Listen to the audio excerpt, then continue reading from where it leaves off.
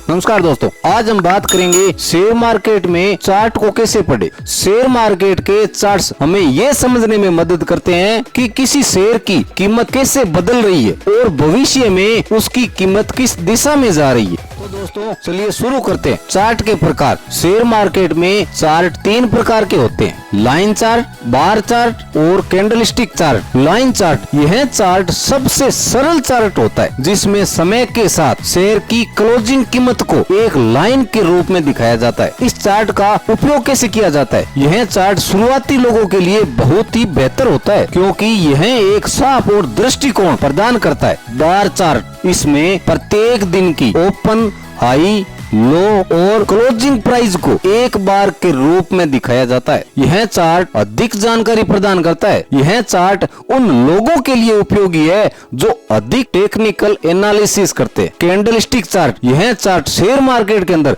सबसे लोकप्रिय चार्ट होता है जिसमें हर कैंडल दिन की ओपन, लो, हाई और क्लोजिंग प्राइस को दिखाता है। यह चार्ट ट्रेडर्स के बीच में बहुत ही लोकप्रिय होता है क्योंकि यह स्पष्ट रूप से मार्केट सेंटिमेंट को दर्शाता है। अब चार्ट के अंदर कैंडलस्टिक पैटर्न्स, यह 2 प्रकार के होते हैं, बुलिश और बियरिश। बुलिश पैटर्न्स, बुलिश के अंदर भी 2 भाग होते हैं, हैमर, बुलिश एंगल्फिंग। हैमर क्या काम करता है? यह एक बुलिश रिवर्सल पैटर्न है जो यह दर्शाता है कि मार्केट का डाउन ट्रेंड समाप्त हो रहा है और अप ट्रेंड शुरू हो सकता है। बुलिश एंगल्फिंग ये क्या काम करता है? बुलिश एंगल्फिंग, इसमें एक छोटी रेड कैंडल के बाद बड़ी हरी कैंडल बनती है जो चार्ट में रिवर्सल का संकेत देती है। बियरिश पैटर्न, बियरिश पैटर्न में शूटिंग स्टार, यह एक बियरिश रिवर्सल पैटर्न है जो चार्ट में यह दर्शाता है कि अप ट्रेंड समाप्त हो रहा है और डाउन ट्रेंड शुरू हो सकता है। बियरिश एंगल्फिंग, बियरिश एंगल्फिंग क्या काम करता है? इसमें एक छोटी ग्रीन कैंडल के बाद एक बड़ी रेड कैंडल आती है जो रिवर्सल का संकेत देती है। टेक्निकल इंडिकेटर्स, वैसे इंडिकेटर्स तो बहुत होते हैं लेकिन जो टेक्निकल इंडिकेटर्स होते हैं वो मैं आपको मेन ही बता रहा हूँ। Moving average, simple moving average, exponential